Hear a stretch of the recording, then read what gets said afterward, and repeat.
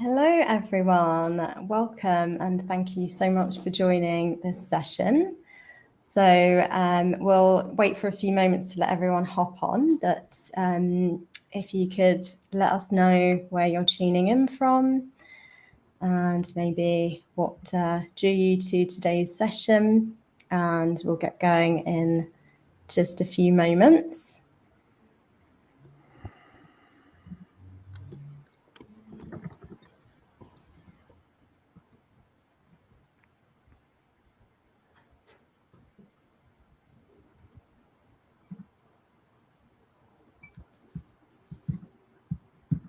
I'm tuning in from Los Angeles today. It's nice and sunny here. And I'm tuning in from the Canary Islands. Wonderful. I'm in the San Francisco Bay Area, a bit north of where Christine is, on the traditional lands of the Ohlone tribes. Maryland, great. And you're taking my communication class. Nice to see you. Oh. Amazing. I have someone else from LA. Hello, hello. Kenya. Wow. Welcome.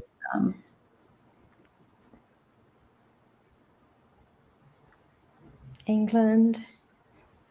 Nice and global. Mm-hmm. That's what I love to see. That's like the one great thing about these online things, that it truly can be like a global audience, and it feels like we're all here in the same room together, which I love.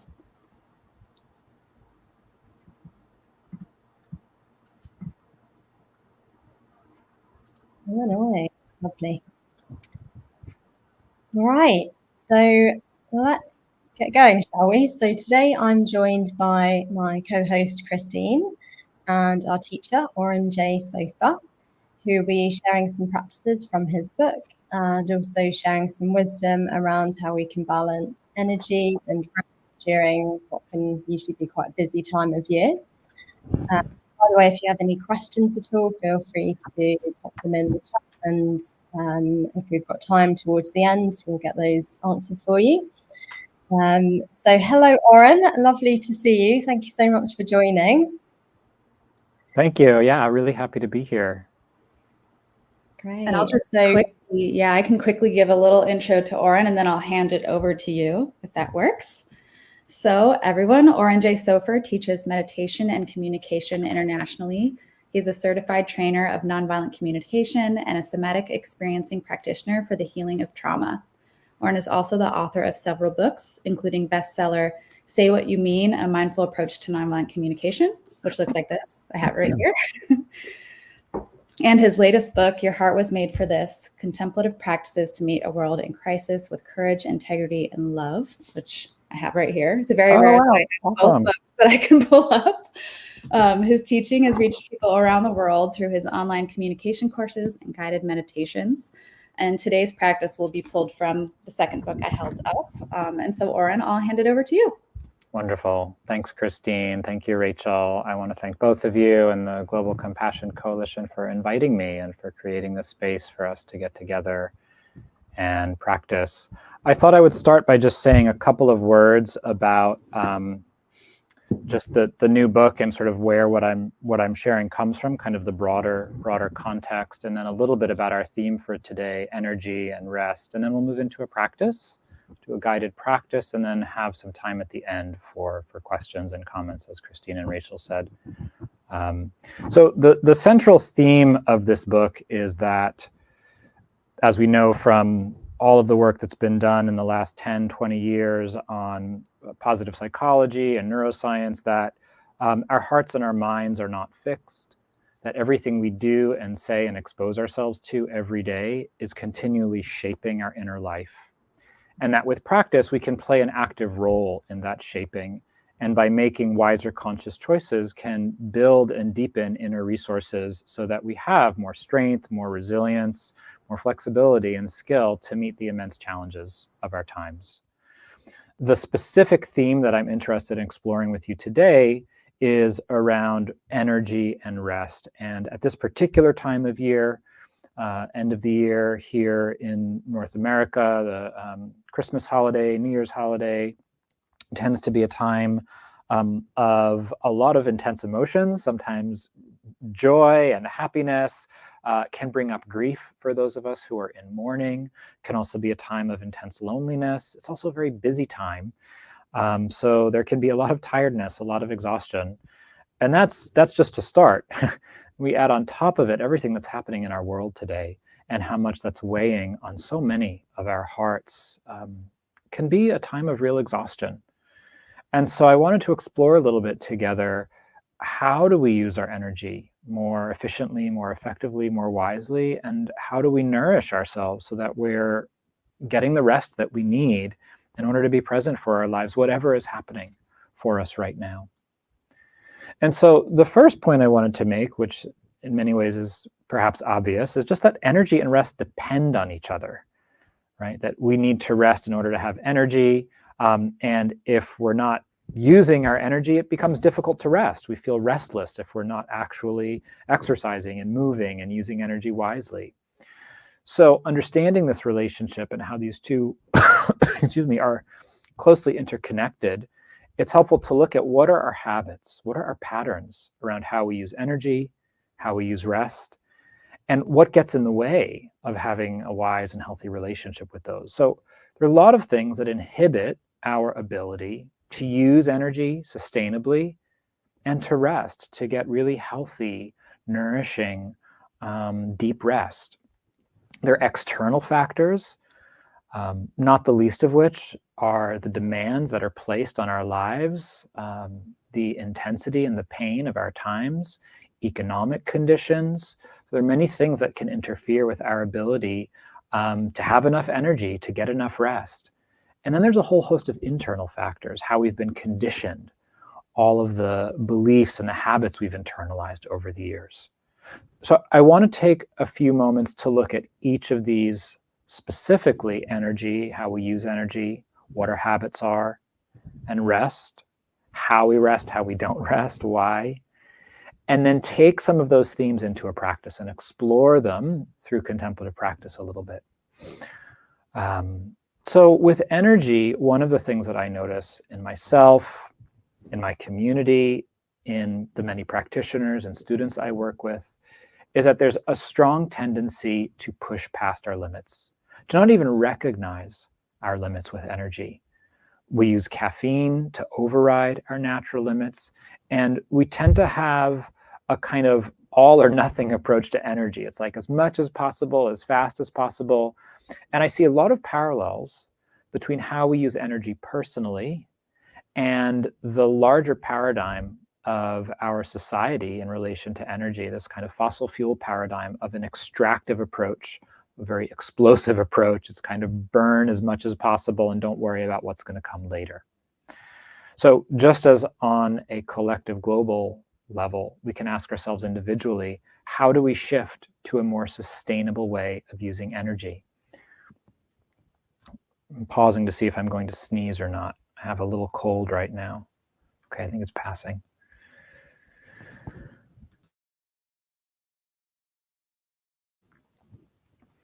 So one of the key things that we can do to start to have a more balanced and wise relationship with our energy is to recognize our limits, to learn how to rest, and also to learn how much energy is really needed in any given situation.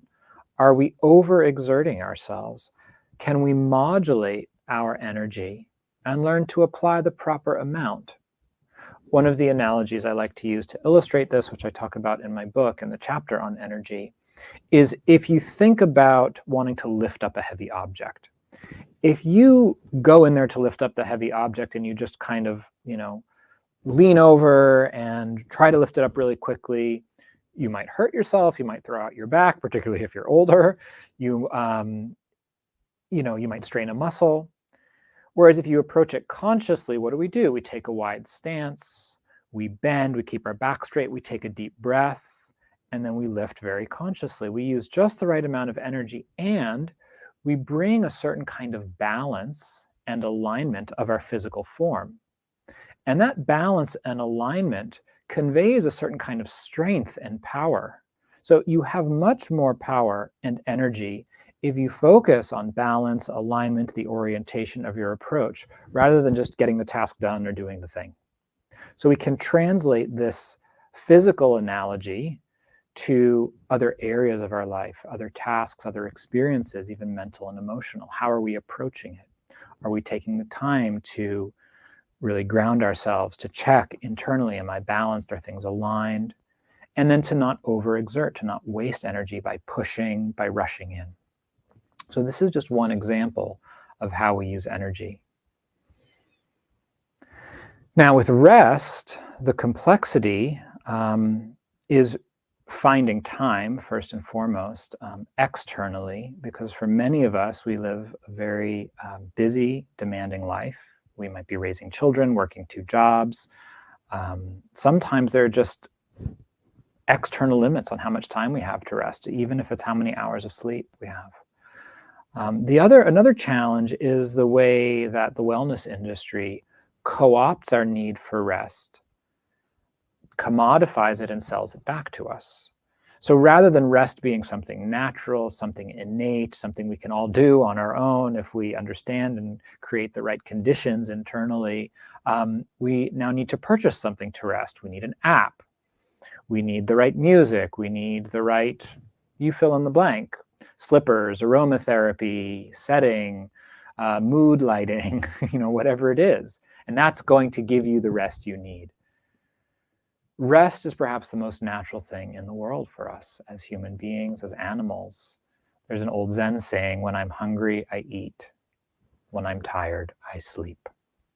It's coming back to a very earthy, organic connection with the rhythms of our life and our body. Everything in life goes through these cycles of energy and rest, of activation and deactivation. The seasons, the tides, the day and the night, even our very breath is this rhythm of energy rising as we breathe in and energy falling as we breathe out. Activation in the nervous system, deactivation in the nervous system.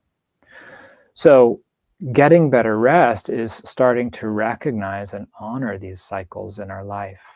Whether it's over the course of a week, are we able to set aside time on the weekend or a particular day to try to unplug?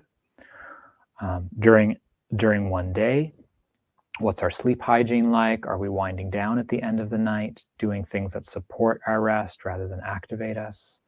Or even in the span of a particular task.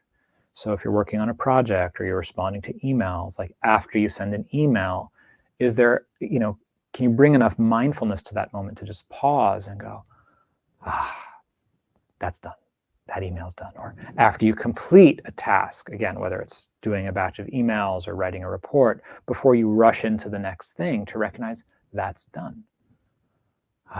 Pause. Allow there to be that moment of rest, of completion. Just as after we finish a meal, there's a kind of certain satisfaction, a certain rest, a kind of settling, to bring that natural rhythm in to the movements and the activities of your day. So having short moments of rest throughout the day can be cumulatively very beneficial.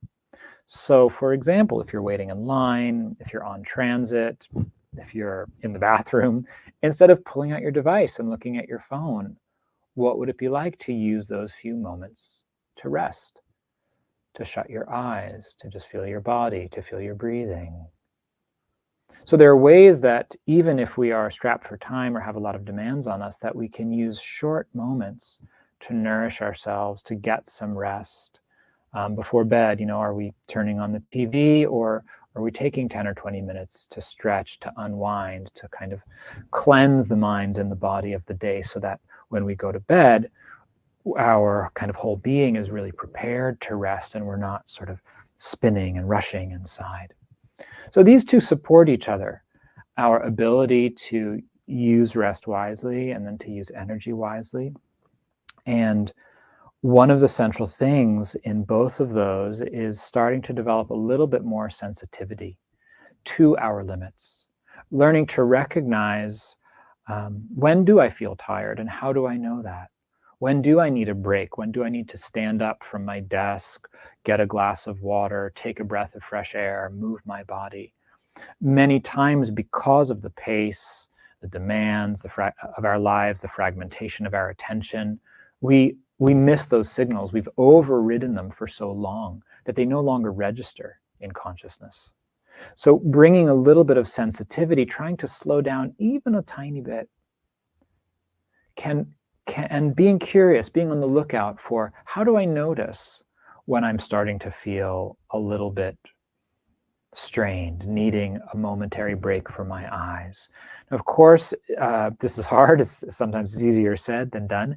We can use technology, ironically, to support this, whether it's just setting a simple timer on your phone for 20 or 30 minutes to stand up and take a break, or using an app that kind of dims your screen periodically and reminds you to take a break. There are many ways of doing this. And all of this becomes a kind of mindfulness practice. It becomes a way of remembering and a way of living, that we attend to these cycles, we attend to these signals, and we learn how to modulate our energy and how to get enough rest. So what I'd like to do is to do a little practice together and explore some of these themes around rest, around energy, how much we use it, around receiving support so that we can rest, around these cycles, and see what we can learn together. And then we'll have a little time for questions. Sound good? Okay, so let's go ahead and find a comfortable position. One where your body can feel relaxed, relatively upright. So bringing some openness to the chest, letting the shoulders be open, the shoulder blades kind of slide down your back, bringing some alignment to the head and the neck in relation to the shoulders. So instead of kind of the head forward, bringing the ears over the shoulders, letting the chin drop ever so slightly. You can imagine the top of your head just rising up a little bit.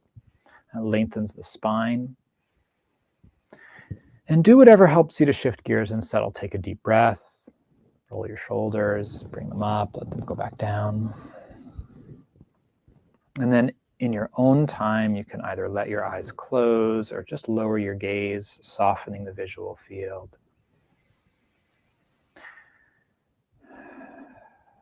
And as we begin, I want to invite you to think about, instead of trying to meditate or be mindful, what would it be like to just do nothing? To consider that for right now, there's nothing you need to do, nowhere you need to go, nothing you need to get, figure out, or have. It's like giving yourself a gift of open time to just be, without needing to be productive, without even needing to try to rest.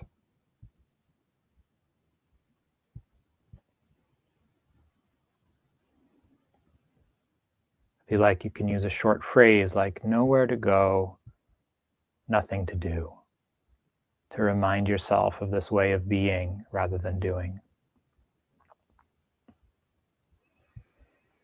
You might notice your hands resting in your lap, your body on the chair, the floor, the cushion, wherever you are.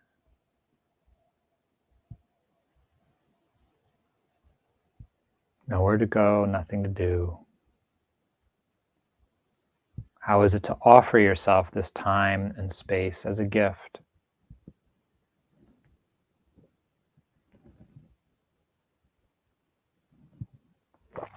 It can be hard to slow down. There can be a lot of momentum inside, thoughts spinning, restlessness, anxiety in the body. So even with that intention to downshift, to focus on being rather than doing, it's not always accessible. So you might just notice the places where your body touches the ground. If you're sitting, you might notice your feet or knees on the floor, the chair, bench, mat, or cushion beneath you.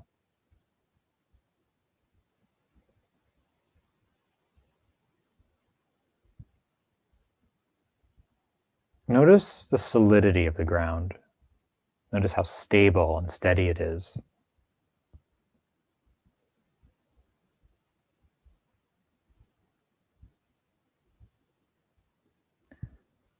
See if you can begin to give your weight to the earth, just allowing your body to be supported.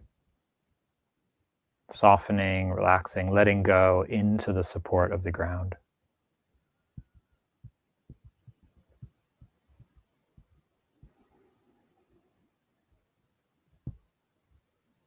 What would it be like to allow yourself to receive that support?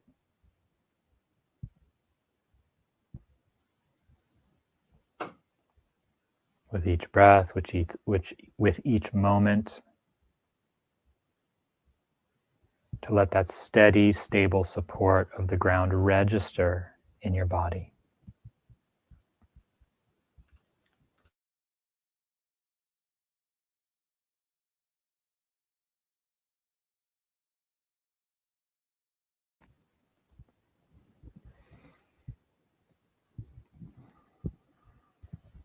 We'll see how it is to just rest here with the sensations of contact with the ground, your feet, your backside, the chair.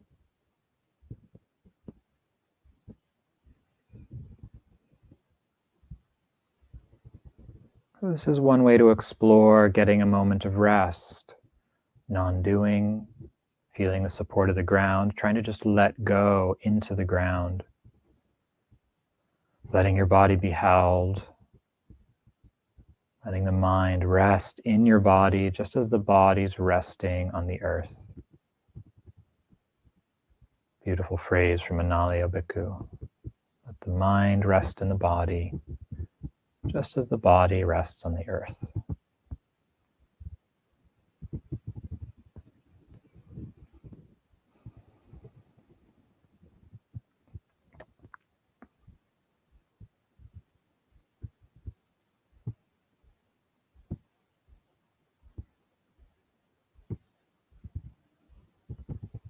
We can also experiment with how we use energy by, say, for example, noticing the sounds that are coming and going where you are.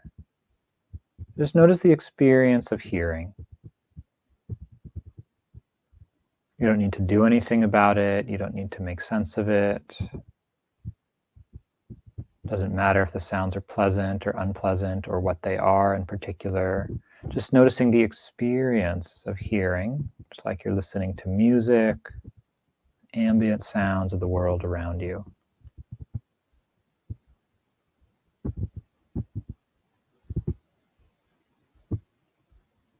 Notice how effortlessly hearing arises. You don't have to work to hear. You don't have to make something happen. You don't have to go get the sound.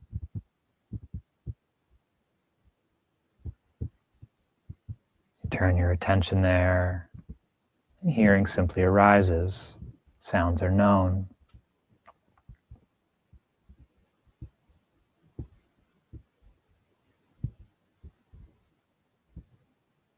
We'll see what it's like to just rest your attention lightly with the experience of hearing sounds.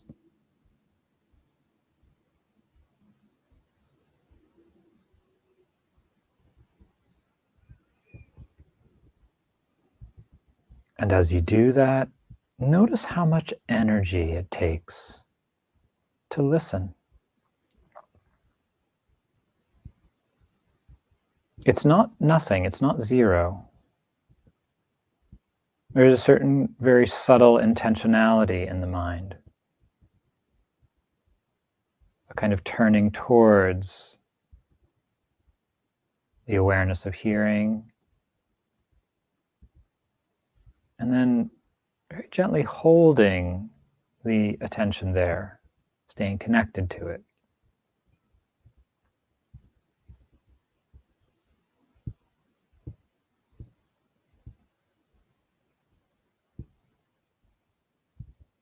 How much energy does it take to be aware?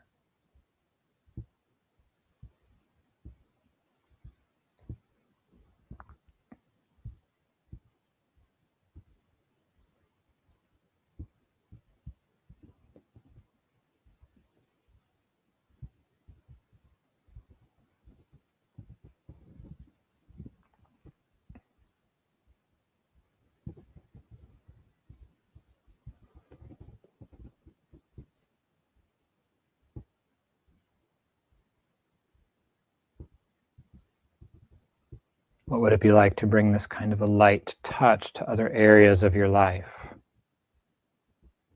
Using just enough energy to stay connected and engaged, instead of forcing, pushing, grabbing on, bearing down, all of which is very expensive. It wastes a lot of energy.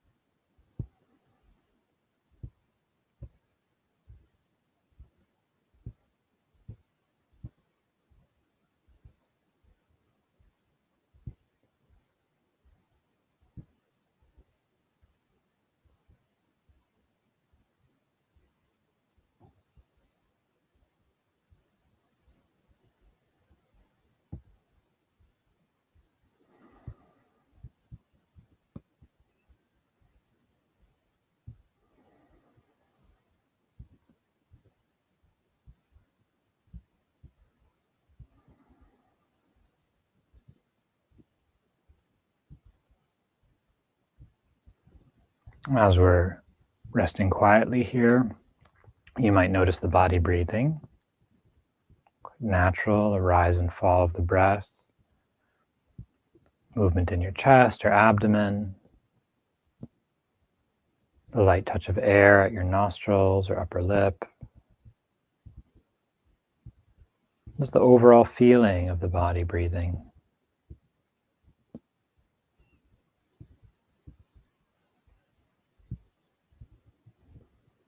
If you like, you can begin to shift your attention to the breath and just lightly rest your attention here with the sensations of breathing. As you breathe in, receiving the nourishment of the air.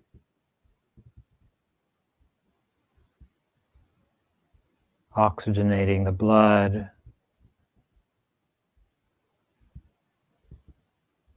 bringing energy to all of the cells and muscles and tissues.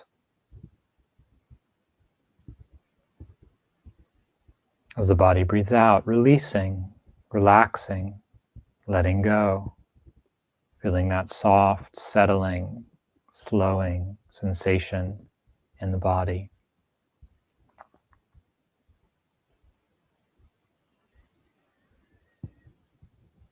And right here and now is this very basic cycle of energy and rest in our own body. With each breath, a little wave of energy comes in, and then a little wave of rest goes out.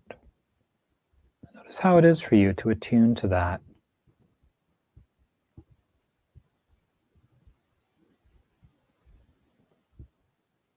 Feeling it, sensing it from the inside.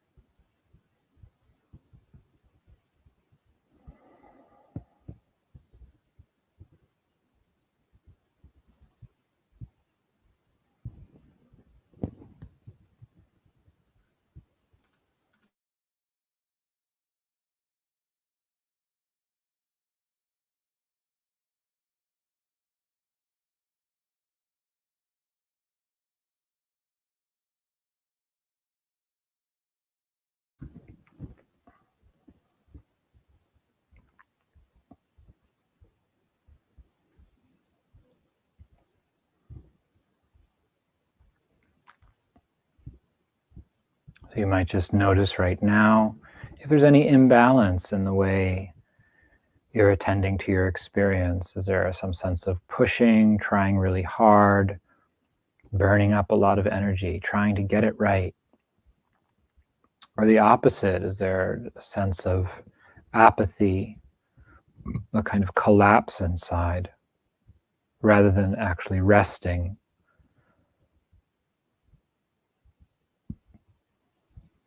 A sense of sinking or giving up or not caring.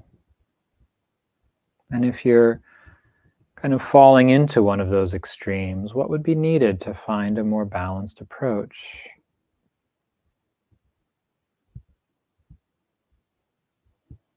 To sense your vitality without rushing forward or pushing.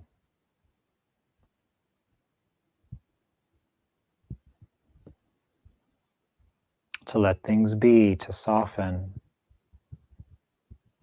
to relax without a sense of giving up or collapsing.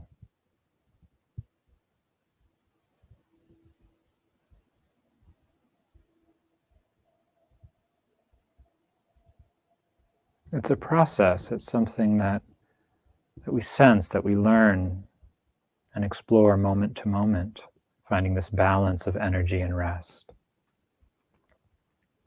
Not too much, not too little.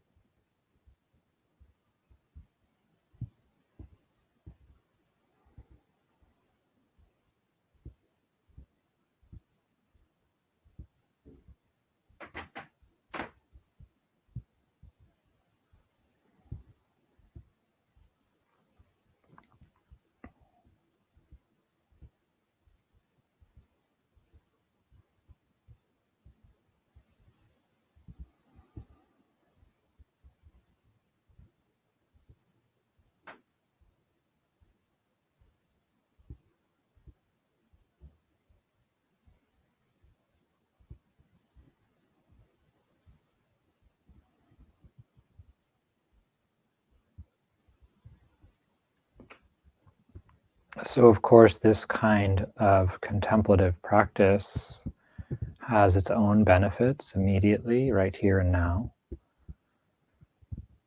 But it also provides a framework for understanding and transforming the rest of our life.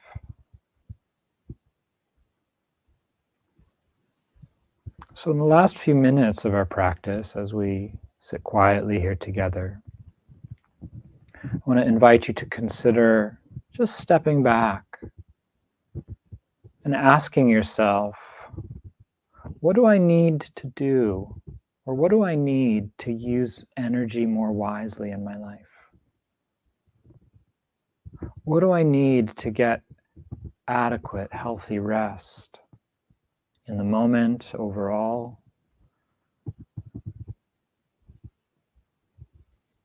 Are there any themes or patterns you're noticing on the moment-to-moment level that you can apply to the broader movements of your life? So the idea here is not to analyze or think discursively about those questions. It's just to ask the question and then listen. Listen to your own intuitive wisdom, to whatever comes. So again, the questions are, what do I need to use energy more wisely? And what do I need to get healthy rest?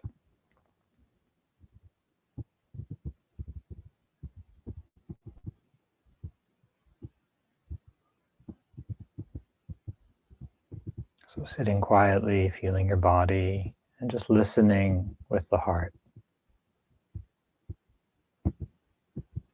What do I need? What would support me to use energy more wisely and sustainably? What do I need? What would support me to rest?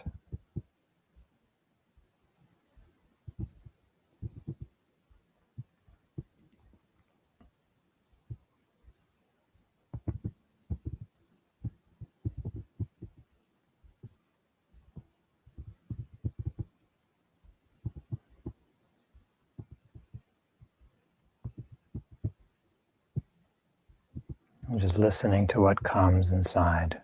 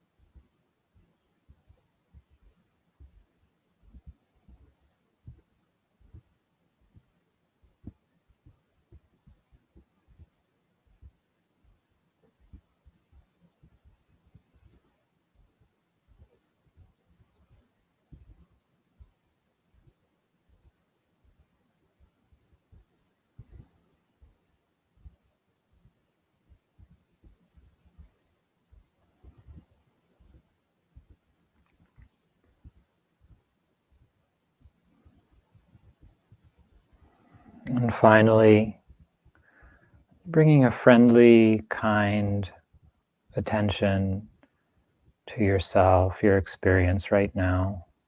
However this has been for you, whether it's been helpful or difficult, whether it's been confusing or frustrating, just inviting some friendliness, a little bit of warmth and care to yourself. We're each doing the best we can, the resources we have at any given moment.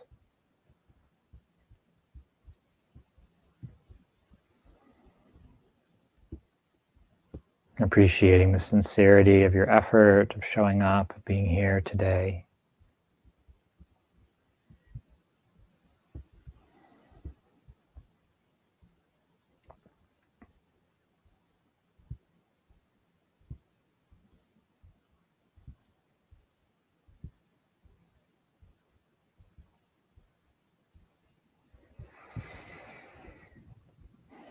And then finally, when you're ready, taking a deep breath, bringing a little bit of movement into your body, maybe wiggling your toes or your fingers. Slowly, gently allowing your eyes to open, perhaps looking around the space, the room where you are.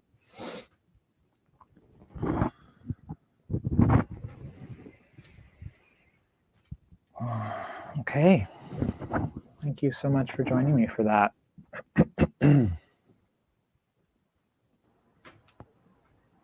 Thank you so much, Oren. My pleasure. Thank you. That was lovely.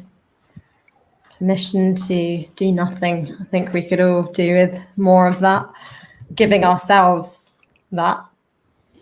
Indeed.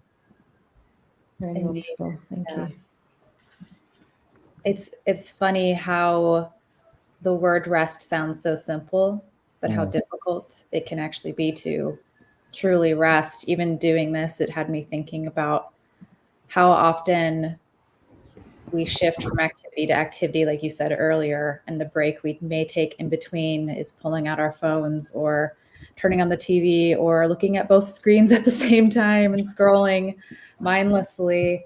And just how much different that feeling is from what we just did right now, where I feel like this feels like filling your cup, and that kind of feels like weirdly still productive, but you feel like you're wasting your time and it doesn't feel like rest. And it kind of has me wondering what kind of activities can be included as forms of rest. Are there other activities that can be restful outside of a practice like this, which is obviously so helpful, but I'm sure there's so many other things that people could do.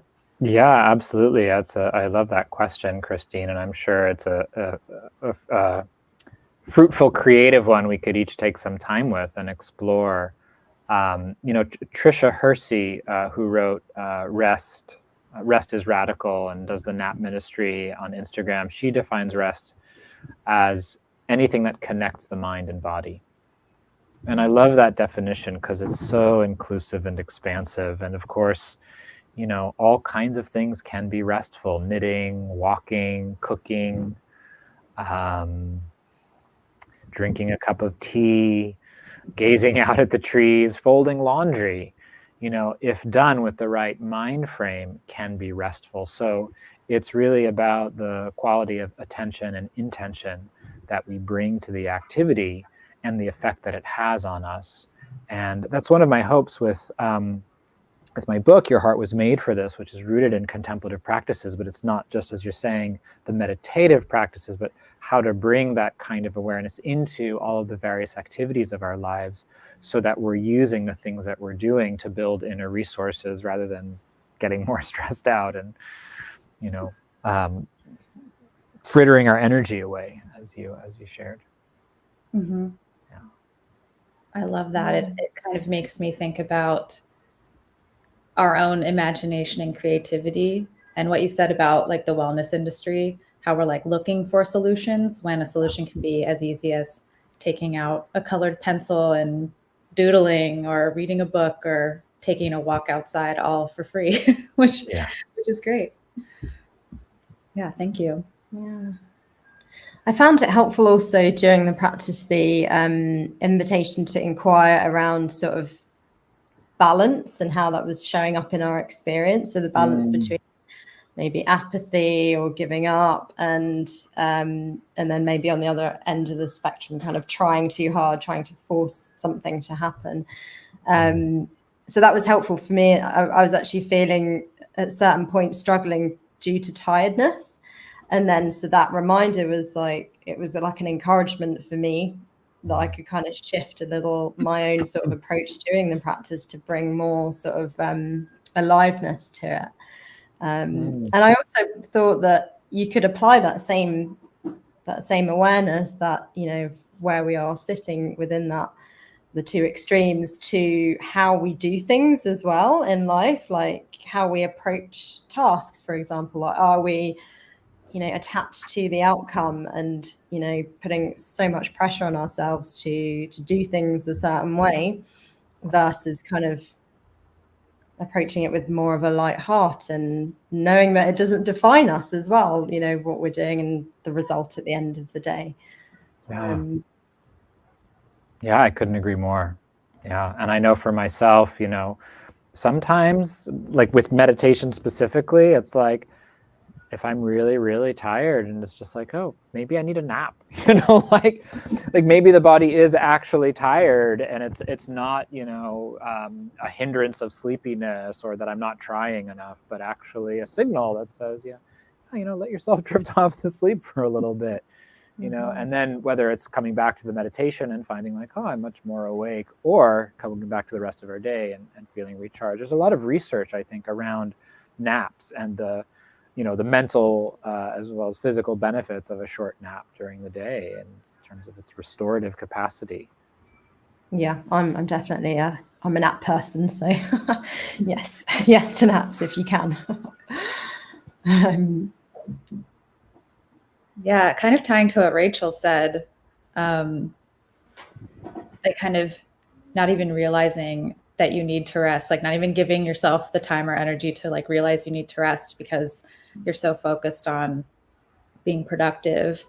Do you have any tips for separating like self-worth and productivity, giving ourselves the permission we need to rest, especially with everything going on in the world, when it feels like there's so much we can't ignore, we need to be constantly paying attention to, which I guess are kind of two separate things. Yeah, two separate things, but two very important things.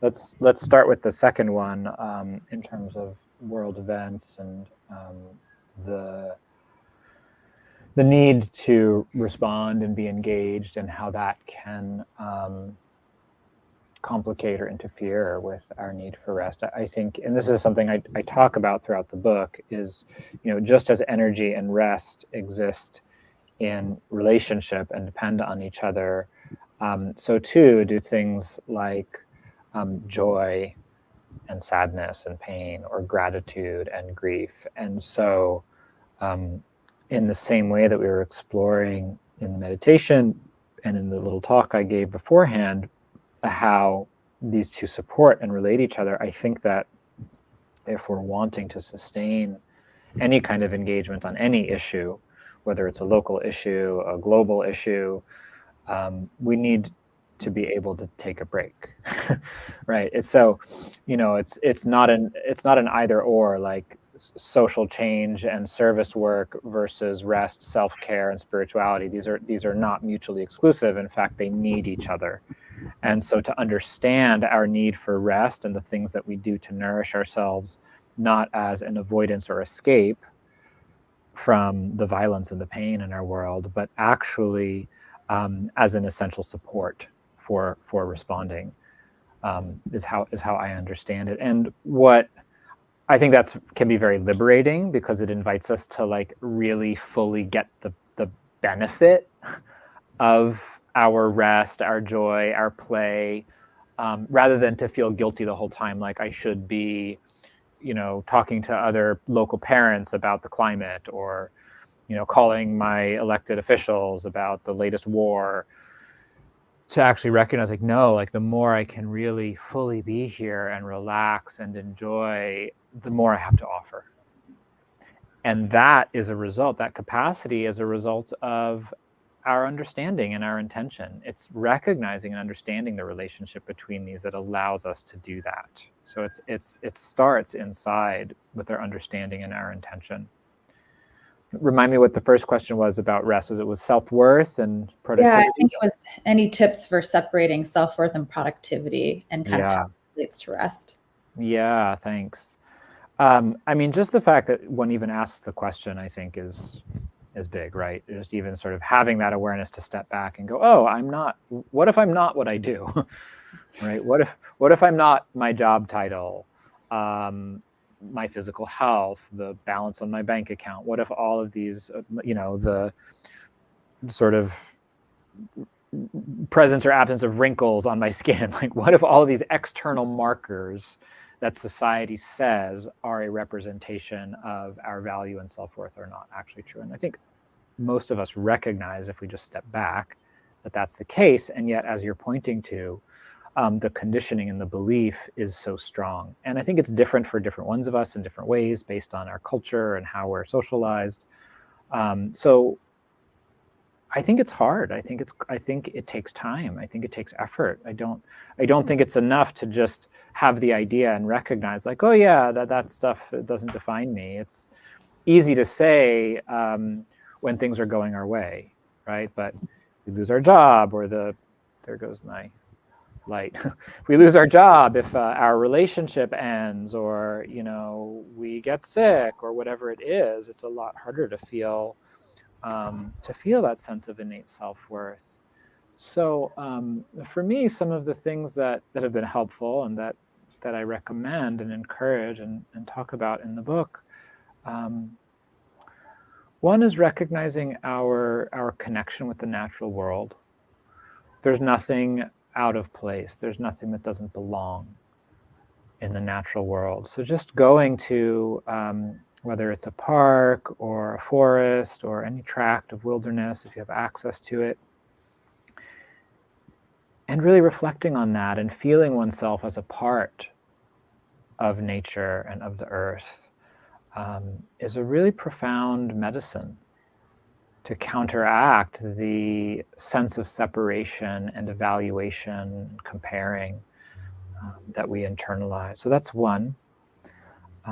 I think that building relationships, having community that reflect back to us our strengths, our goodness, our beauty, is really important. And there's so much emphasis in so many relationships on the comparing and on the externals, that really cherishing the relationships where the inner life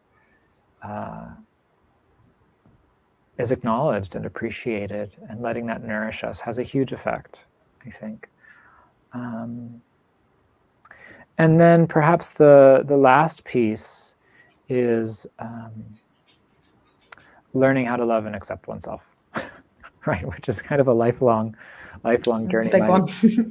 Yeah, it's a big one. My wife and I have a 14-month-old son, and we were just talking this morning about he's still in that stage where he's completely unself-conscious, 100% authentic. There's no sense of should, shouldn't, shame, any of that, and we're just cherishing it and celebrating it, and also, sensing with some trepidation when our world and our society and even us unintentionally, right, sort of start to infect his mind with those ideas that there's a right way to be, or a feeling, or anything that's right or wrong in terms of one's self-expression, versus the capacity to just be aware of others and sensitive to their needs rather than taking it personally.